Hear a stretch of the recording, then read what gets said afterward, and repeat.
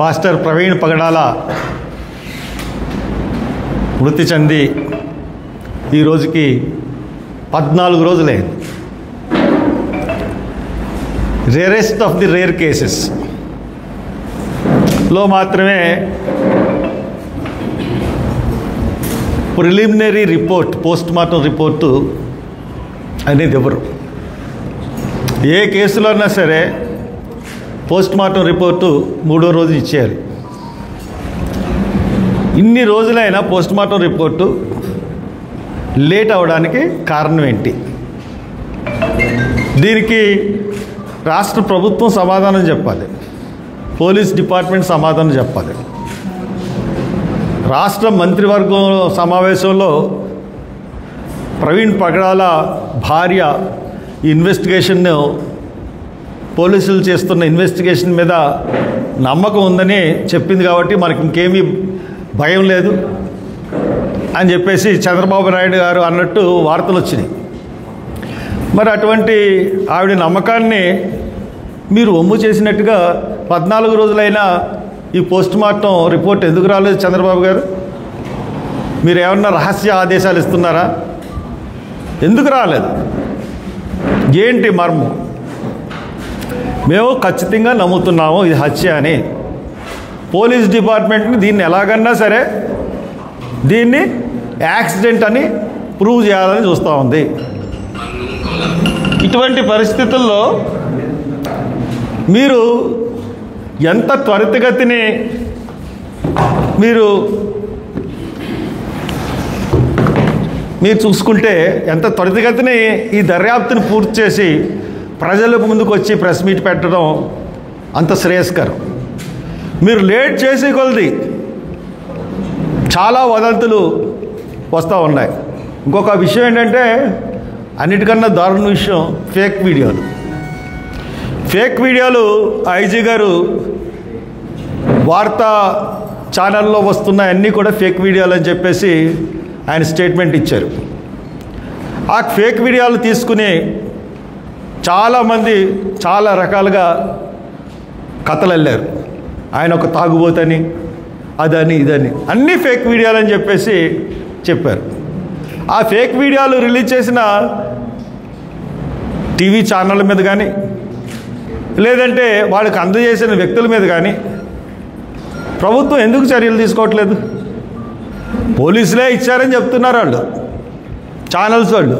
ఇదిగో ఈ video release అయింది, దాంట్లో ప్రతి వీడియోనికి కూడా ఈ సోషల్ మీడియా వచ్చిన తర్వాత ప్రతి వీడియోని విశ్లేషిస్తుంది.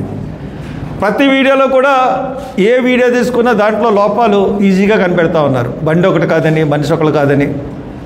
నేను ఫస్టే చెప్పాను, కొవ్వూరు నుంచి డ్రైవ్ చేస్తున్న మనిషి ఆయన కాదు. తర్వాత నిన్న పోలీసులకు ఒక మాట చెప్పాను, మీరు ఎంతసేపు యాక్సిడెంట్ అయిపోయిందన్న కోణంలో చూస్తున్నారు. ఎవడన్నా చంపేసి అక్కడ పారేసి అడికి ఏ చిన్న దెబ్బలు తగులుతాయి కదా, అలాగా దిగినప్పుడు మీరు ఏమన్నా హాస్పిటల్స్ని 11:40 తర్వాత దగ్గరున్న హాస్పిటల్ కానీ చుట్టుపక్కల హాస్పిటల్ కానీ ఎవరన్నా మీరు జాయిన్ అయ్యారా, అవుట్ పేషెంట్ డిపార్ట్మెంట్లో ట్రీట్మెంట్ ఇచ్చుకున్నారా అని అడిగాను. చేయలేదండి. స్వయంగా ఇన్వెస్టిగేషన్ ఆఫీసరు చెప్పారు నాకు, ఐఓ, అలాగే రాజానగరం సీఏ కూడా చెప్పాడు. అంటే కనీసం ఎవరన్నా ఇన్వెస్టిగేషన్ చేస్తున్నప్పుడు కేసుని అన్ని కోణాల నుంచి దర్యాప్తు చేయాలి. అటువంటిది ఒకవేళ వీళ్ళు ఎంతసేపు యాక్సిడెంట్ దాన్ని ఎలా ప్రూవ్ చేయాలని మొత్తం 24 గంటలు దాని మీద దృష్టి పెడుతున్నారు తప్పితే పోలీసులు ఇంకో యాంగిల్ అన్నది వాళ్ళు ఎక్కడ కూడా చూడట్లేదు. ఫేక్ వీడియోలు వచ్చినాయి. ఫేక్ వీడియోలు ఎవరు తయారు చేస్తున్నారు? ఎవరు మత సామరస్యాన్ని రెచ్చగొట్టడానికి ప్రయత్నిస్తున్నారు? దీని గురించి ఏమన్నా దర్యాప్తు చేస్తున్నారంటే దాని దర్యాప్తు లేదు. ఇప్పుడు ప్రెస్ మీట్ ఖచ్చితంగా ఈ కేసుని రీపోస్ట్ మార్టం చేయిస్తాను హైదరాబాద్లోని. ఆ రోజు ఇవ్వాల్సిన రిపోర్టు వెంటనే ఆపేశారు. ఎందుకు ఆపేశారు? నేను మళ్ళీ ఒక రోజున ఒక 2-3 రోజుల క్రితం ఐజీ గారు ఏదో పోస్ట్ మార్టం రిపోర్ట్ ఈరోజు విడుదల చేస్తున్నామని స్టేట్మెంట్ ఇచ్చారు. నేను అదే రోజున రీపోస్ట్ మార్టం చేయడానికి నో అబ్జెక్షన్ సర్టిఫికేట్ ఇవ్వండి, హైదరాబాద్లో నేను రీపోస్ట్ మార్టం చేస్తాను, నో అబ్జెక్షన్ సర్టిఫికేట్ ఇవ్వండి అని చెప్పి ఎస్పీకి కలెక్టర్కి పెట్టాను. దాంతో అది ఆపేశారు. ఎందువల్ల? నేను లెటర్లు ఇచ్చి రీపోస్ట్ మార్టం చేయిస్తాననేటప్పటికల్లా ఎందుకు జాప్యం చేస్తుంది ప్రభుత్వం? అంటే ఈ కేసు తరపున అందరినీ బెదిరించేస్తే బెదిరిపోతాం అనుకున్నారా? ఏమనుకుని మీరు పోలీస్ డిపార్ట్మెంట్ ప్రభుత్వం ఇటువంటి వేషాలు వేస్తూ ఉంది? అంటే ఎవరు మాట్లాడుకోకుండా అందరినీ బెదిరించేస్తే అందరూ మీ చెప్పు చేతల్లో ఉంటారు, మీరు ఇష్టానుసారంగా చేద్దాం అనుకుంటుందా పోలీస్ డిపార్ట్మెంటు? నేను అందరినటువంటి కాదు, mister SP, mister DGP and mister CM, నీకు కూడా తెలుసు సీఎం గారికి. నేను ఒక తప్పుడు కేసులో 48 రోజులు జైల్లో ఉన్నాను. నేను ఆర్థిక నేరం చేయలేదు, లేకపోతే స్కాములు చేయలేదు. నా జీవితంలో ఎప్పుడు కూడా ఒక చిన్న తప్పు మీద జైలుకి రిమాండ్కి వెళ్ళింది లేదు. ఎవడి గురించో పబ్లిక్ ఇష్యూస్ గురించి నేను పోరాడతాను తప్పితే నేను ఎప్పుడు కూడా ఎవరికెళ్ళినా ఏదో ఎవరో ఆపదలు ఉన్న వాళ్ళ గురించి వెళ్తాను, లేకపోతే అంబేద్కర్ విగ్రహాలు పెట్టకపోతే వాళ్ళ దగ్గరికి వెళ్తాను. అది కాకుండా నా మీద ఏదైనా తప్పుడు కేసు, ఏ కేసు అన్నా ఇదిగో ఈయన కొట్టాడు, ఈయన చేశాడు, అది చేశాడు అన్న తప్పుడు కేసు ఏదైనా చూపించండి నా మీద. ఇది ప్రవీణ్ ప్రగడాల అది హత్య అని నేను నమ్ముతున్నాను. నేను నమ్ముతున్నప్పుడు మీరు ఆత్మహత్య అంటున్నారు. ఆత్మహత్యని ప్రూవ్ చేయలేకపోతున్నారు, యాక్సిడెంట్ అని ప్రూవ్ చేయలేకపోతున్నారు. నేనేమో అది హత్య చేసి అక్కడ పడేశారు బాడీని అంటున్నాను. నేను ఏకంగా సీన్ కన్స్ట్రక్షన్స్లో కూడా బండిసుకుని వెళ్తాను, మీరు రండి అన్నాను. దానికి మీ దగ్గర నుంచి సమాధానం రాలేదు.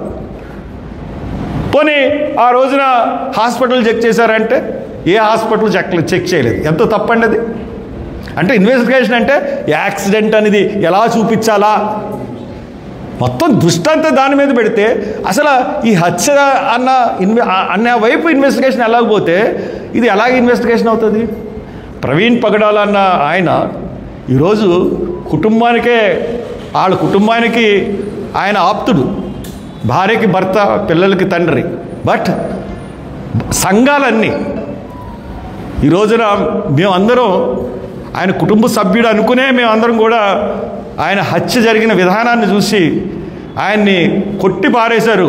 ఎందువల్లంటే మేము హత్యనే ఎలాగనుకుంటున్నాం? తల మీద గాయాలు ఉన్నాయి, హెల్మెట్ ఉంటే తల మీద గాయాలు ఎలాగుంటాయి?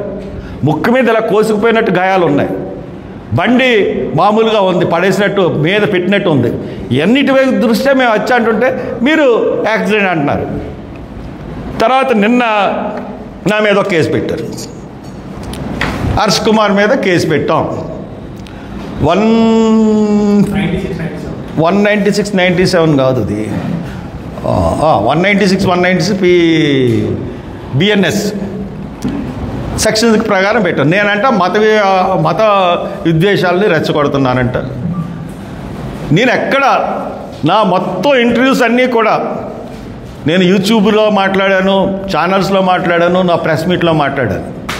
ఎక్కడ ఒక్క మాట, ఏ మాట అన్నా సరే ఛాలెంజ్ చేస్తున్నాను పోలీస్ డిపార్ట్మెంట్కి. మీరు ఫూల్స్ అయిపోతారు. ఒక్క మాట ఇగో ఈ మాట వల్ల మేము ఇలా పెట్టాం అన్న మాట ఎక్కడన్నా చూపించగలరా?